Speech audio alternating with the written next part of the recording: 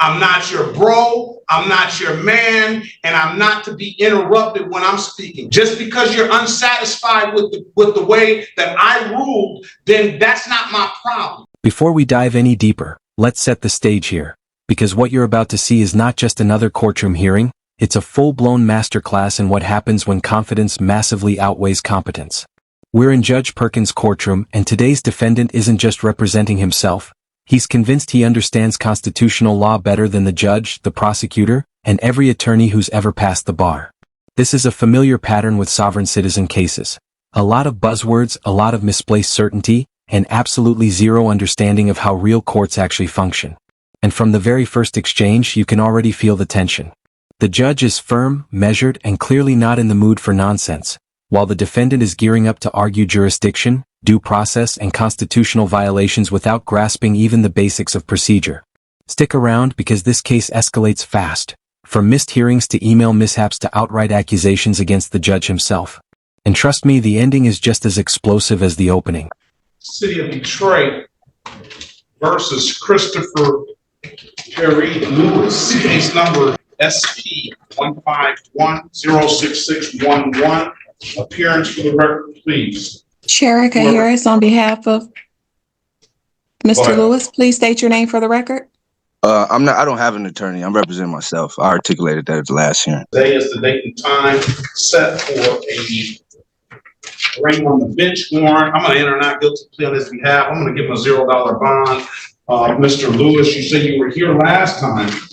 Why did you miss your date? I actually didn't miss the date. I actually sent you a motion today to show you proof that I was actually in the hearing, and I was locked out of the hearing after an hour of waiting. As well as I sent you a motion for dismissal as well. I sent it last week. Yes, I sent it last week, but I resent it today, and I sent it in a Zoom chat as well to the prosecutor, the clerk, reporter, as well as the clerk. I didn't get that motion, either of those motions. Is there any way you have availability to look at the Zoom message, right? I sent it to not only your email, but the Zoom chat as well. I need it in my email. I don't sent it twice. I can tell you my email if you want to search it, but you should have it twice in your email. I resent it. What's your email? Chris, CHRISLEWIE, Midtown, that's MIDTOWN @gmail. Chris CHRISL, right? Yes, EWIE. I don't have it. Right here is where the wheels start coming off. Notice how quickly this shifts from a simple procedural issue into a credibility problem.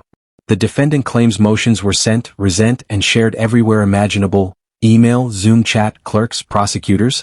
But somehow the one place they absolutely need to land is the one place they didn't. This is courtroom reality. If the judge doesn't have it, it doesn't exist. Intent doesn't matter. Effort doesn't matter. Paperwork is king. And the irony is painful. Someone claiming deep legal knowledge can't properly send a basic court filing. Judges deal with hundreds of cases. They are not hunting through chats and inboxes trying to piece together what someone meant to do.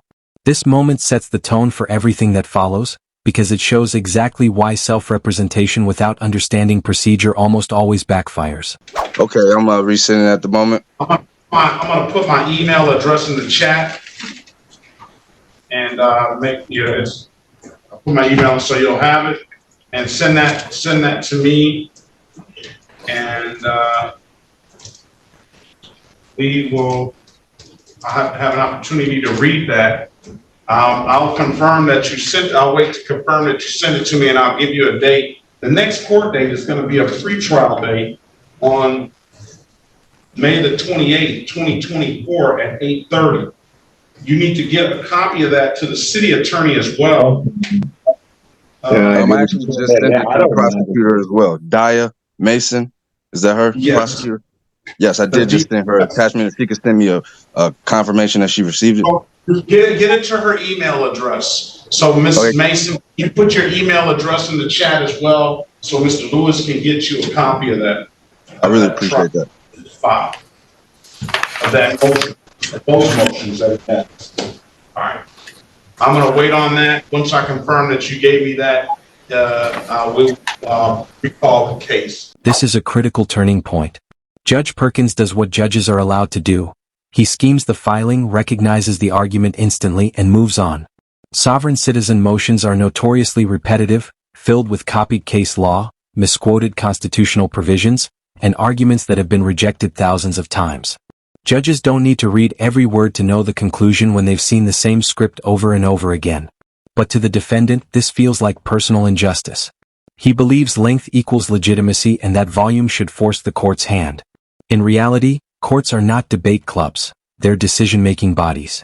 This is where frustration starts boiling over, because the defendant equates disagreement with denial of rights, and that misunderstanding drives the conflict for the rest of the hearing. Let's go back on the record with Mr. Christopher Lewis. I have received this motion, and I read the first couple of lines of it, and that I'm not concerned necessarily about the March 18th incident. I don't know what happened on that day, but you are here now, so we'll move forward. Excuse me, sir. I heard you say that you only read the first couple lines. Is there any way we could possibly take another case until you get the chance to read the entire thing? It's only 2 pages. I'm not going to read this entire thing today. It's only like 3 paragraphs, the entire thing. The rest are just case sightings. All right, I'm gonna deny the motion. I will set the matter for. Is there any way I can get a written? Can I get a written articulation as to why you're denying the motion? I'm denying the motion because I would just appreciate a written excuse. Can I get a written articulation? I might give it to you in writing. Are we on record? Are we on record? We're on record. Okay. Is this court bound by the U.S. Constitution and Supreme Court rulings? Yes. Okay. You were denying my motion when I said that I had Fourth Amendment violations, and you're saying that you're denying my motion without looking into it or granting me a hearing to go over my motion, or give me an articulation as to why, a written excuse as to why. I want to make sure that that's what you're saying to me. You're asking for a change of venue. I'm denying. I'm saying that I know there's a motion for dismissal, and I'm saying that you, as an Article 1 judge under the Commerce Clause, if you're not going to uphold my due process and my Fourth Amendment, I'm saying that maybe we could change venues where I could get a real judge. Now we're entering classic sovereign citizen territory. Watch how fast the argument shifts from, "You didn't read my motion," to "You're not a real judge." This is the escape hatch.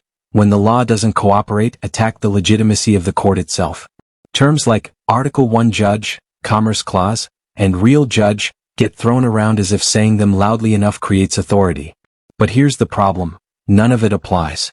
State courts don't operate under the framework he's describing, and change of venue is not a magic reset button for losing arguments. Judges don't owe written explanations on demand, and they certainly don't have to justify rulings just because someone threatens complaints. This is not due process being violated, it's due process being exercised.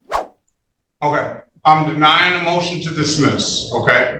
I'll set a trial date for you so you can be heard on that type of form. I insist that the court give me a written excuse as to why you're denying my motion so I can take that to the tenor, okay? Well, you can insist all you want to. Okay, I appreciate that. But I'm telling you, you're telling me today why you're not going to look into it or give me a hearing? That's so I can go over the evidence that I have to present to go with my motion. You don't want to do any of that. So I'm just asking that you can give me a written excuse that I could go take and complain against you on, because that's violating my due process. You didn't even give me the chance to say we're going to schedule a evidentiary hearing or something like that. You're going to sit up here and disregard that when I made genuine claims and put genuine evidence in there. Overwhelming. This moment is where things become less about law and more about ego. The defendant isn't trying to win legally anymore. He's trying to dominate the conversation. Interruptions, accusations, claims of bias, financial motives, and conspiracy all start flooding in at once. This is a pressure tactic and it rarely works. Courts rely on order, not volume. And Judge Perkins stays remarkably composed while making something very clear. Repeating discredited theories doesn't magically make them valid. The defendant believes passion equals proof, but courts require evidence and legal grounding. The irony is that every interruption and accusation actually weakens his position and strengthens the court's authority. This is textbook self-sabotage. So at the end of the day, like I said, there's no crime. This is a fraudulent charge. There's no suspect. Y'all suspect me for no crime. There's no victim, no losses. Okay? And in a minute, it's going to be malicious prosecution. So I'm asking you to dismiss this charge or change the venue. And if you refuse to do that, I'm asking you for a written excuse so I can take it to the tenor, sir. That's what I'm telling you.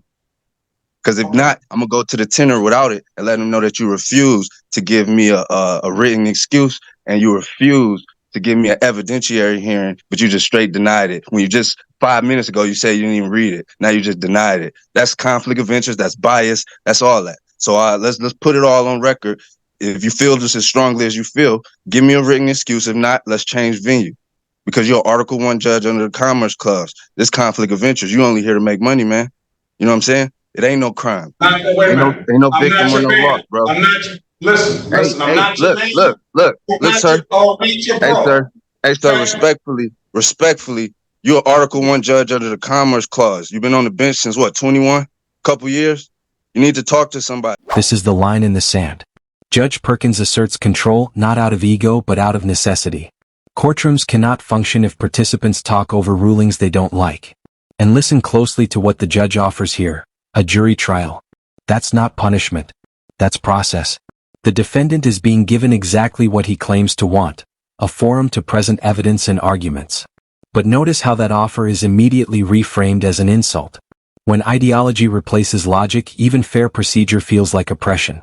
The judge isn't shutting him down, he's channeling the dispute into the proper legal path. This is what due process actually looks like in action. I'm asking you to give me an evidentiary hearing to go over my motion for dismissal with the overwhelming evidence or change venue.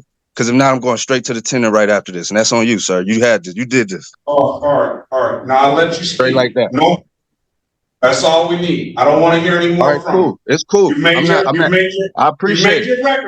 This is due process. This is a due process violation. This is a due process violation right now. And the way y'all tried to railroad me when I was ready to argue my trial. I told you I was here to argue my trial. Y'all locked me out. Now you're trying to start the process over.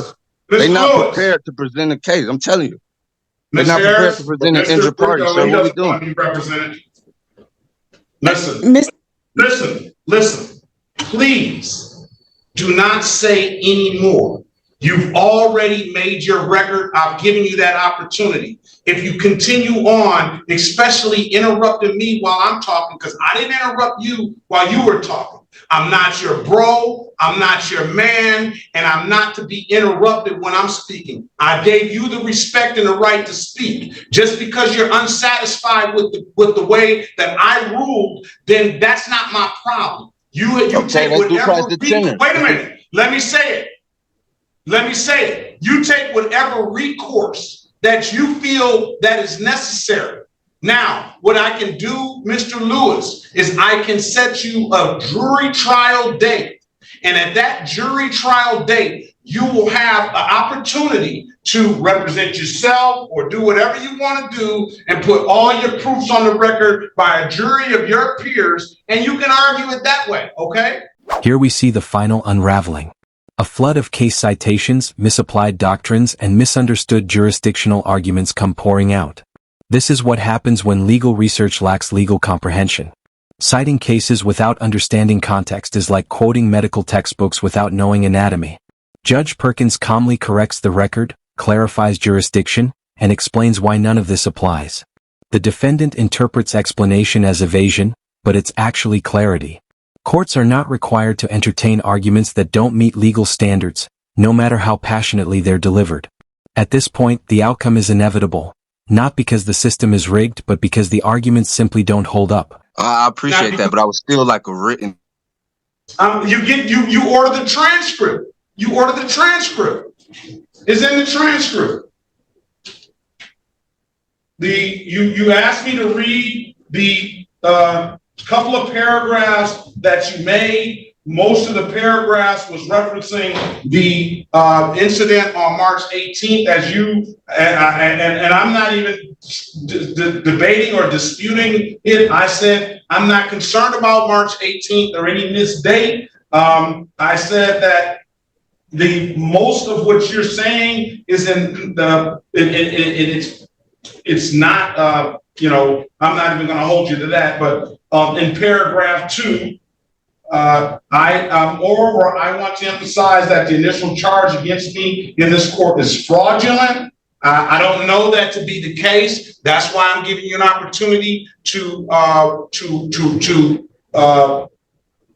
have a jury trial, and they can make the determination. Neither the complaining witness or the prosecution is prepared at any point of this case to present an injured party or any reported damages/losses. So it becomes abundantly clear that every proceeding taking place is strictly an attempt to seek funds where there is no crime and not seek real justice. So we are giving you real justice, because if you say that there's been no crime, then you have a right to a trial. And that's what I'm giving you. So I was assaulted, detained, and my property illegally searched and seized with no suspicion of crime at the hands of the complaining witness, Joshua Martin, and assisting officers. I do not consent to these fraudulent proceedings and demand that the court dismiss the charge immediately with the appropriate remedies. And I'm dismissing the motion based on that, because I am giving you a proper forum to argue your case, or allow me the right to change the proper venue of federal court where my U.S. constitutional rights will be upheld and not disregarded by Article 1 judge under the Commerce Clause. I don't understand that. And that brings us to the end of yet another sovereign citizen courtroom showdown. Judge Perkins did exactly what the law requires. He maintained order, denied legally baseless motions, and ensured the defendant still received his constitutional right to a trial. This case highlights a powerful lesson. Courts are governed by procedure, precedent, and evidence, not volume, confidence, or internet legal theories. No matter how many times the same arguments are recycled, reality doesn't bend to belief.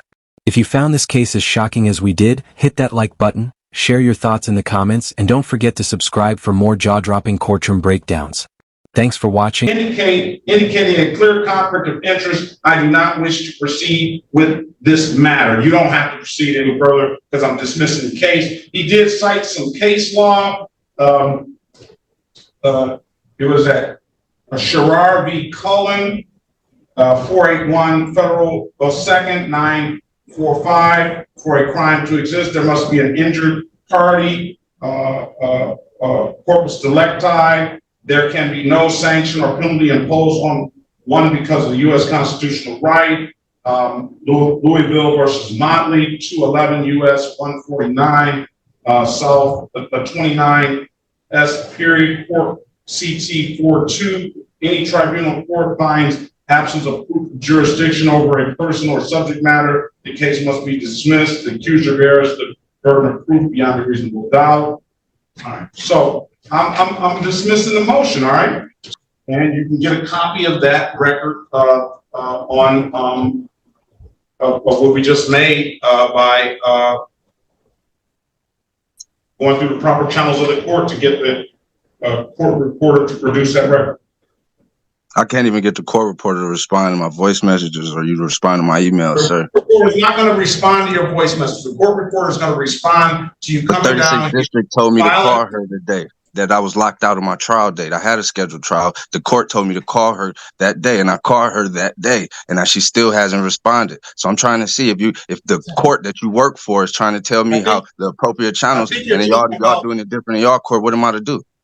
I think you're talking about the court clerk and not the court reporter. There's a distinct. Yeah, I was told to call the clerk the day that I was locked out, the moment I was locked out. We've moved past that getting locked out. That was my trial date. Yeah, so I'm giving you another. How soon can I get another trial date, sir? How soon can I get another trial date? That's what I'm asking. That's what we're trying to do now. I'm getting a jury trial. A jury trial. I'm gonna let the jury of his peers hear what he has to say. July 23rd, 2024 at 9 a.m. July 23rd? Yeah, 2024 at 9 a.m. We'll have a final pretrial the day before. Why would we need a final pretrial? Why would we need a final pretrial? Because I said I wanted one. But that's how you All protecting parties- your interest. You protecting your interest, and you're gonna dismiss it on that date. So you trying to play with me? You could dismiss it Oh today, my sir. God. You literally A violating final my due process. pre-trial, 8:30. Miss- You are Miss literally Mason. violating my due process. You can't even give me a written excuse, but you want all this whole. Mr. Lewis, I know you don't want counsel, but is it He possible needs we it could talk in a bad. breakout? He doesn't have Can a we? clue Excuse me, what he's ma'am. talking about. Excuse me, ma'am. I am in pro se. Go to I'm in pro judicial se. tenure, go wherever you want to. Final pretrial, I July am. It's all good. 22nd, and I am. trial date is going to be July 23rd. All the parties must appear on the final pretrial date, and the jury, and that can be on Zoom. And the next day, the jury trial date is in person. Have a very good day, Mr. Green. Best of luck to you. That's not my name.